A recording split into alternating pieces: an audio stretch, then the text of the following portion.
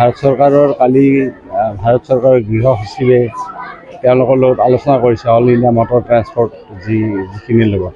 কথাটো হ'ল যিখন আইন আনিব বিচাৰিছে আইনখনতো এতিয়ালৈকে পাছ হোৱা নাই, আইনখন প্ৰপ'জ কৰিছে আৰু এই আইনখন আচলতে তেওঁলোকে মানে মোৰ মতে সমৰ্থন জনাব লাগে আৰু আমি ৰাইজেও সমৰ্থন জনাবলৈ আৰু আপোনাৰ প্ৰেছেও সমৰ্থন জনাব লাগে।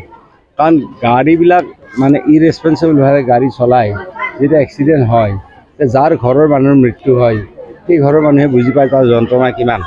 গতিকে ট্ৰান্সপৰ্ট ল'টো মই নিজেও ট্ৰান্সপৰ্ট মিনিষ্টাৰ আছিলোঁ 6 বছৰ। মই তেতিয়াও দেখিছোঁ যে ৰোড এক্সিডেণ্টত যিমান মানুহ মৰিছে কৰোণা ভাইৰাছতো সিমান মানুহ মৰা নাই। আজি গোটেই ভাৰতবৰ্ষত প্ৰতি বছৰে 1.5 লাখ মানুহ ৰোড এক্সিডেণ্টত মৃত্যু হয়। অসমত প্ৰায় 7,500 মানুহৰ অসমত মানে মৃত্যু হয় আৰু মৃত্যু হোৱা মানে মানুহখিনিৰ ভিতৰত দেখা যায় যে বেছিভাগ 18 বছৰৰ পৰা 35 বছৰ ল'ৰা মানে বেছিকৈ মৃত্যু হয়, য়াং জেনেৰেশ্যন। গতিকে এইবিলাক হোৱাৰ কাৰণ হৈছে যে নিয়ম নীতি নামানে, হেলমেট নিপিন্ধে, অভাৰ স্পীডিং কৰে। গতিকে তাৰ কাৰণে আজি আমাৰ কি হৈছে এনেকুৱা ধৰণৰ ছিট বেল্ট নাবান্ধে, গাড়ী ভালকৈ নচলায় বা গাড়ীৰ স্পীডটো তেওঁলোকে এটা লিমিটেড স্পীডত নাযায়। এতিয়া আমাৰ লগতো এস্কৰ্ট পাইলট চব আছে, কিন্তু আমিতো স্পীডৰ ওপৰত কেতিয়াও অভাৰ স্পীডিংটো আমি কেতিয়াও নকৰোঁ। আজি মিটিংখনত আহোঁতে মই আৰু সোনকালে আহিব পাৰোঁ যদি মই অভাৰ স্পীডত আহোঁ, কিন্তু মই অহা নাই। ইয়াত 10 মিনিট মোৰ দেৰি হ'লেও মোৰ কোনো কথা নাই। গতিকে অভাৰ স্পীডিং হৈ ক'ৰবাত এটা গণ্ডগোল হৈ গ'লে কাৰোবাৰ গাত লাগি গ'লে ঠিক নহয় কথাটো। গতিকে সেইকাৰণে কি হয় যে ৰোড ছেফটিটোৰ ক্ষেত্ৰত আমি আমাৰ জনসাধাৰণক সচেতন হ'ব লাগিব, যিসকলে গাড়ী মানে চলায় তেওঁলোকেও সচেতন হ'ব লাগিব আৰু আপোনালোকে সংবাদ মাধ্যমেও এই কথাটো ৰাইজক পতিয়ন নিয়াব লাগে। কাৰণ আগতে মই যেতিয়া ট্ৰান্সপৰ্ট মিনিষ্টাৰ আছিলোঁ তো আমি দেখিছিলোঁ যে ইমান মানে দুৰ্ঘটনা হয় আৰু বেছিভাগ 18 পৰা 35 বছৰৰ ল'ৰা মৃত্যু হয়। গতিকে তেতিয়া আমি মাজতে গুৱাহাটীত আমি এনেকুৱা কৰিছিলোঁ, আমি ট্ৰান্সপৰ্ট মিনিষ্টাৰ হৈ থাকোঁতে যে হেলমেট নিপিন্ধিলে আমি ফাইন কৰা আৰম্ভ কৰিছিলোঁ। এতিয়া অৱশ্যে গুৱাহাটীত সকলোৱে হেলমেট পিন্ধে, আজিৰ দিনটোত হেলমেট আজি গুৱাহাটীত সকলোৱে পিন্ধে আৰু লগত যিগৰাকী উঠে তেওঁ হেলমেট পিন্ধে।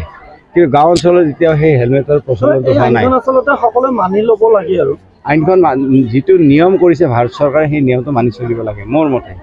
কাৰণ এইকাৰণে মানি ল'ব লাগে কাৰণ মোৰ এটা দীৰ্ঘদিনীয়া অভিজ্ঞতা আছে এইটো ক্ষেত্ৰত। কাৰণ এক্সিডেণ্ট হৈ যাৰ ঘৰৰ, মই আগতে কৈছোঁ, যাৰ ঘৰৰ মানুহৰ মৃত্যু হয় তেওঁলোকে অনুভৱ কৰে যে একচুৱেলি ইয়াৰ যন্ত্ৰণা কিমান।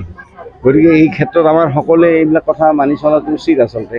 গতিকে আইনখনক আদৰণিহে জনাব লাগিছিল মোৰ মতে। গতিকে আদৰণি নজনাই আমি চকা বন্ধ দিলেই যেনে আজি এতিয়া ট্ৰাকবিলাক ৰাতি আমিতো ঘূৰি ফুৰোঁ, আপোনালোকেতো সদায় ইমান নুঘূৰে। এতিয়া ট্ৰাকবিলাক ৰাতি যিটো স্পীডত যায় সেই স্পীডত তাৰ কাষৰ সৰু গাড়ীবিলাকৰ কিমান অসুবিধা হয়, কিমান স্পীডত যায় ট্ৰাকবিলাক, ইমান স্পীডততো যাব নালাগে। বা গাড়ীবিলাক ইমান স্পীডত আহে, ইমান স্পীডততো যাব নালাগে গাড়ীবিলাক। এতিয়া কাজিৰঙাৰ মাজেৰে তাত লিখা আছে যে 20 কিলোমিটাৰ 30 কিলোমিটাৰ এনেকৈ লিখা আছে, কাৰণ জন্তুবিলাক ইফালে সিফালে যায়। কিন্তু তাতো মানে স্পীড নামানে আমি তাত CC কেমেৰা লগাই আমি ফাইন কৰি আছোঁ। কিন্তু ফাইন কৰাটোত মানুহবিলাকে কেয়াৰ নকৰে। ফাইন কৰিলে কৰিব 1000 টকা, কিন্তু আমাৰ স্পীড আমি কৰিমেই, আমি অভাৰ স্পীডত যামেই। এতিয়া মই সেইদিনা হেৰিৰ পৰা আহিছোঁ, নগাঁৱৰ পৰা আহিছোঁ, ব্ৰহ্মপুৰ সমষ্টিৰ পৰা, ৰাতি বহুত হৈছে, প্ৰায় 1টামান বাজিছে মই আহি থাকোঁতে। তো 1টামান বজাতো মই স্পীড কিন্তু অভাৰ স্পীডিং মই কৰা নাই। তেতিয়াতো মোক কোনো দেখাও নাপায় সেই ৰাতিখন, কিন্তু তথাপিও মই নেদেখিলেও নীতিটোৰ খাতিৰত মইতো অভাৰ স্পীডিং কৰা নাই।